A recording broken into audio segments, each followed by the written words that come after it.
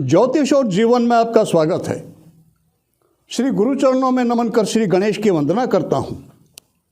वैसे तो वर्ष में 4 नवरात्र आते हैं, आश्विन के और चैत्र के, सब जानते हैं। 2 नवरात्र गुप्त आते हैं, आषाढ़ मास के शुक्ल पक्ष में और माघ मास के शुक्ल पक्ष में। चारों नवरात्रों का अपना महत्व है। आज के वीडियो में हम चर्चा करते हैं चैत्र के नवरात्रा पर।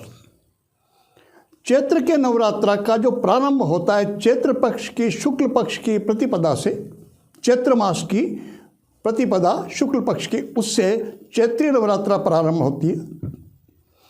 इसी दिन से हमारी भारतीय सनातन संस्कृति का नववर्ष वह प्रारंभ होता है। इस नवरात्रा का एक तो इस बात से बहुत विशेष महत्व है, गुड़ी पड़वा भी बोलते हैं इसको कई क्षेत्रों में। दूसरा महत्व, हमारे भारत में जन जन के आराध्य भगवान राम, जिनको मर्यादा पुरुषोत्तम कहा गया, उनका जन्मदिन इसी चैत्र की नवरात्रा में 9वीं तिथि को उनका जन्मदिन पड़ता है। दूसरा महत्व ये, वैसे तो भगवती की उपासना के लिए किसी भी मास के शुक्ल पक्ष की प्रतिपदा से लेकर 9वीं तक जो अधिक मास है उसको छोड़कर उसमें नहीं करना चाहिए, किसी भी मास में किया जा सकता है। भगवती उपासना के लिए 9 दिन किसी भी नवरात्रा में, इस चैत्र के नवरात्रा में भी अपना महत्व है। प्रतिदिन नव दुर्गा का जो प्रथम शैलपुत्री से लेकर के सिद्धिदात्री तक सबका वो किया जा सकता है विधान। एक विशिष्ट क्या है, भगवान राम का जन्मदिन 9वीं तिथि में पड़ता है। कई व्यक्तियों के इष्ट भगवान राम होते हैं, भगवान हनुमान होते हैं। चैत्र के नवरात्रा में हनुमत भक्तों को और राम भक्तों को भगवान राम की और हनुमान जी की उपासना इन 9 दिनों में करनी चाहिए। रामायण के 9 पारायण 9 दिन में पाठ होते हैं, वो करना चाहिए। और वो करने के बाद फिर हनुमत की उपासना करनी चाहिए। भगवान हनुमान जी बहुत सहज सरल देव, सबके आराध्य, लेकिन वो अपने आप में स्वतंत्र देव नहीं हैं। वो सर्वे सर्वा भगवान राम को मानकर चलते हैं। इसलिए यदि हनुमान जी की कृपा चाहिए तो सबसे पहले उनके स्वामी, जिन्हें वो पूजनीय मानते हैं, उनका स्मरण, उनको सम्मान देना, उनकी स्तुति करना, वो हनुमान जी की कृपा प्राप्ति में बहुत सहायक होता है। तो चैत्र के नवरात्रा में रामायण का जो राम भक्त हैं, जो हनुमत की कृपा चाहते हैं, उन्हें 9 पारायण रामायण का पाठ करना चाहिए। और उसके बाद हनुमान जी का जो भी वो करते हैं, चाहे हनुमान चालीसा हो या फिर कोई हनुमान जी का मंत्र हो, कोई भी, उनके कई स्तोत्र, कई विधान हैं, वो करना चाहिए। लेकिन पहले भगवान श्री राम का, हम चाहे रामायण का पाठ करें, रामायण के पाठ में भगवान राम की स्तुति, उनकी जीवन लीला का वर्णन है, जिसमें हनुमान जी स्वयं सम्मिलित हैं, या फिर भगवान राम के किसी मंत्र का जप करके भी अनुष्ठान किया जा सकता है। दोनों बातें। और जिनकी श्रद्धा भगवती में है, वो भगवती के किसी भी स्वरूप की 9 दिनों तक जो उनके विधान हैं वो भी किया जा सकता है। 9 दिनों में 9 स्वरूप के, उस पर अलग से वीडियो बने हुए हैं, आप देख सकते हैं उनको। लेकिन चैत्र की नवरात्रा में भगवान राम की और हनुमान जी की उपासना विशेष फलदायी होती है। दशमी को जैसा विसर्जन सब में और दिनों होता है, और नवरात्रा में वैसा ही दशमी को विसर्जन करना चाहिए।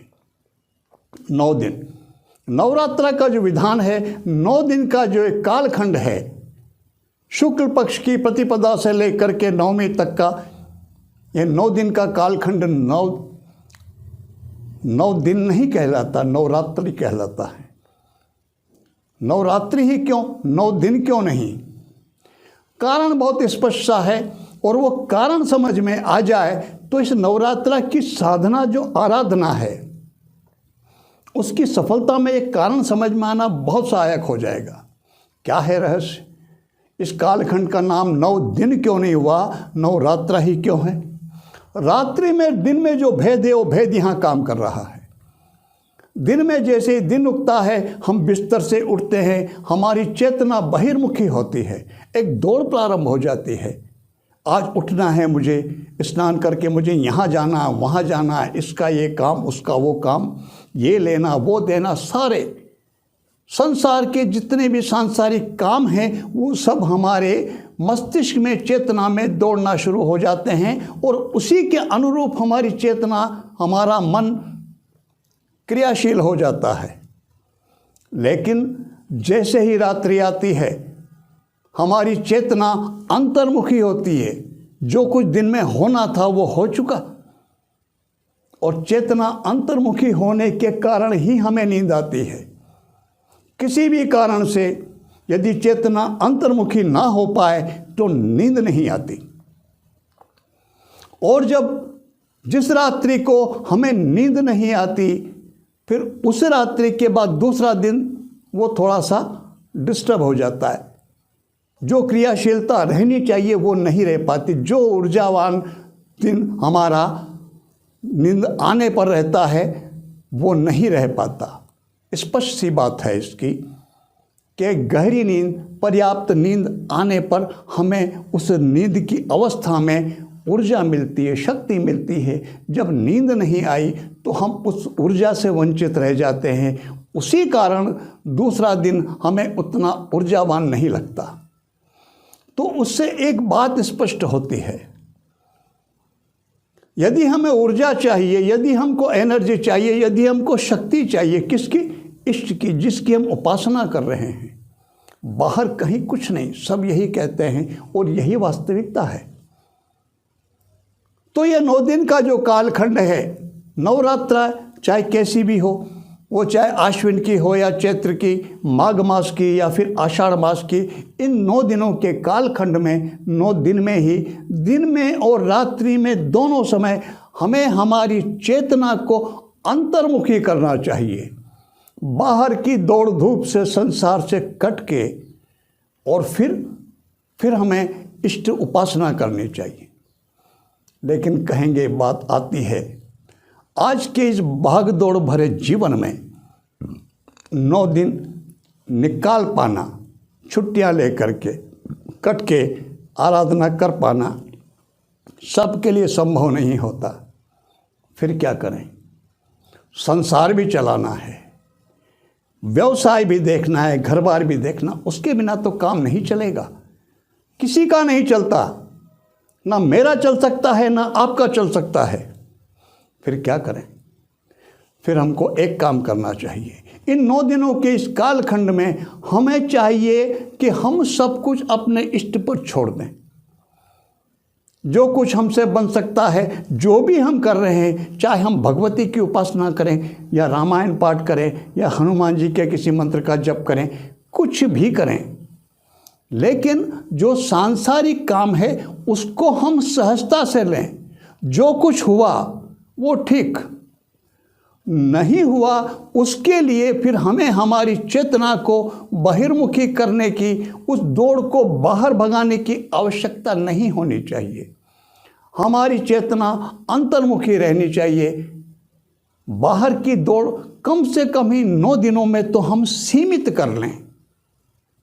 जितना सहजता से हो रहा है वो ठीक, और जो ना हो रहा है उसके लिए हमें व्यथित होने की ज़रूरत नहीं, दुखी होने की ज़रूरत नहीं। हम इतना भी कर लेते हैं तो भी इष्ट कृपा हमें सहजता से प्राप्त हो जाएगी। साधना का क्षेत्र बहुत धैर्य मांगता है, समय भी मांगता है। प्रायः देखा जाता है, करने से पहले, कुछ किया नहीं, करने से पहले ही प्रश्न इस बात के उठने शुरू हो जाते हैं, कितने दिन में फल मिल जाएगा, और ये मंत्र कितने दिन करना पड़ेगा, तब जाकर के सिद्ध होगा, तब जाके परिणाम मिलेगा। किया नहीं, उससे पहले ही भगवान कृष्ण गीता में कहते कर्मण्येवाधिकारस्ते मा फलेषु कदाचन। क्या अर्थ है इसका? 5000 साल पहले कह गए, वो एक ही बात बोल रहे हैं, भाई तुम कर्म करो, केवल फल की चिंता करने की आवश्यकता नहीं। फल तो कहीं जाना नहीं है, आज नहीं तो कल, कल नहीं तो परसों मिलेगा अवश्य।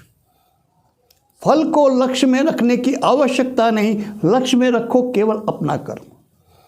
यह बात जीवन के प्रत्येक क्षेत्र में लागू होती है और साधना के क्षेत्र में तो विशेष लागू होती है। हम करें हमारी साधना उपासना और ईश्वर को समर्पित करके छोड़ दें।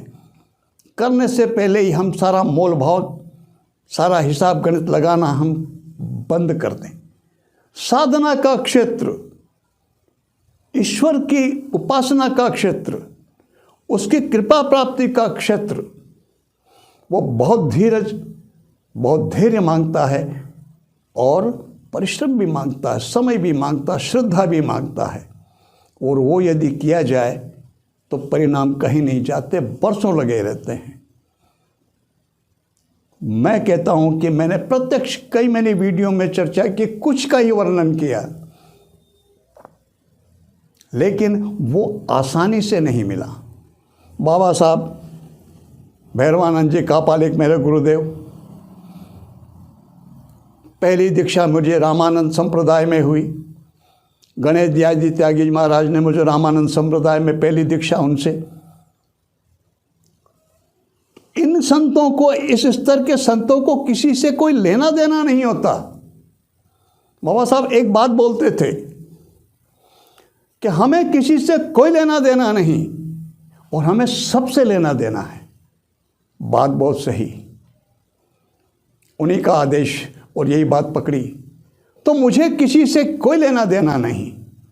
आप जितने सुन रहे हैं, जितने भी जिन्होंने सब्सक्राइब किया, जो चैनल से जुड़े हैं, अगर देखा जाए व्यक्तिगत रूप से देखा जाऊं तो मैं आप में से बहुतों को नहीं, अधिकांश को नहीं जानता।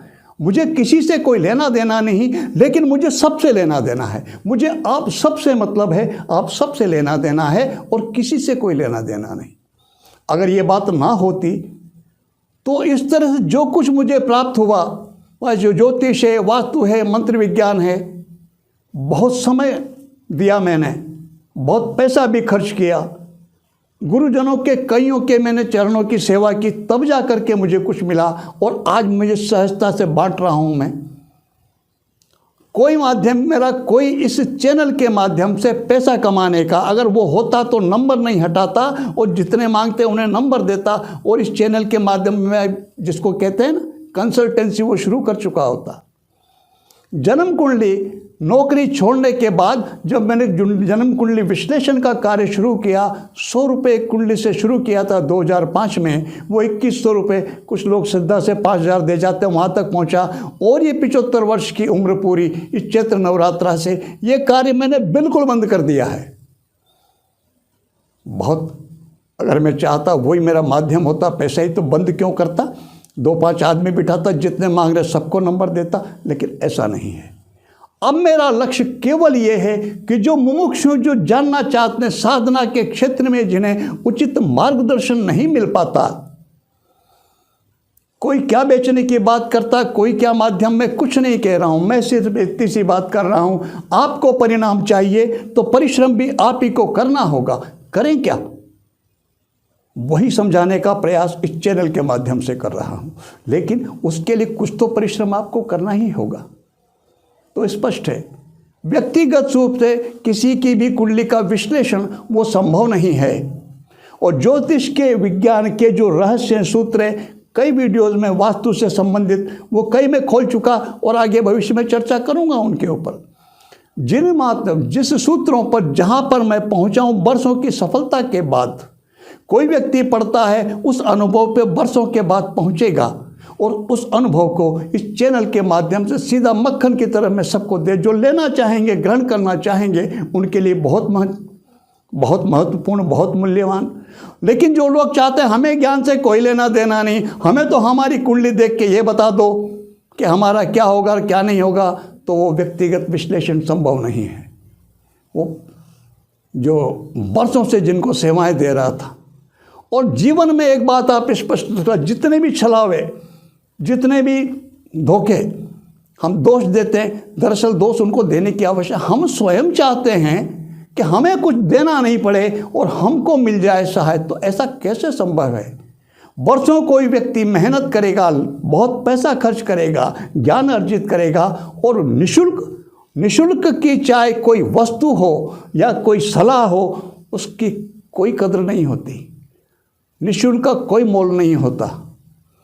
जब सलाह की या किसी भी वस्तु की कीमत अदा करते, वो स्वतः मूल्यवान हो जाती है। ये बात हमको ध्यान रखना चाहिए। जीवन के प्रत्येक क्षेत्र में ये बात लागू होती है।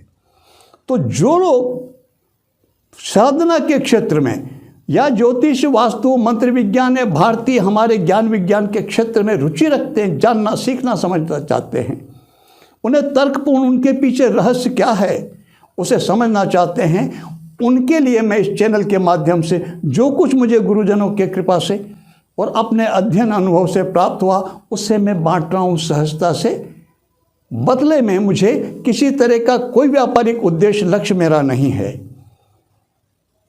इसीलिए मैं निवेदन कर रहा हूँ कि व्यक्तिगत रूप से परामर्श संभव नहीं है। चैत्र के नवरात्रा में जिस पर आपकी श्रद्धा हो, उनकी उपासना, आराधना करें और आराधना के क्षेत्र से जुड़ने वाले हर व्यक्ति को इस बात का ध्यान रखना चाहिए कि इस क्षेत्र से जुड़ रहा हूँ, मेरे लिए धैर्य और समय बहुत आवश्यक है। आज के समय में वैसे भी जो मंत्र जाप वगैरह की बात होती है, आप बात करके देखिए किसी कर्मकांडी पंडित जी से, वो कहेंगे इस कलिकाल में चौगने करवाए जाते हैं।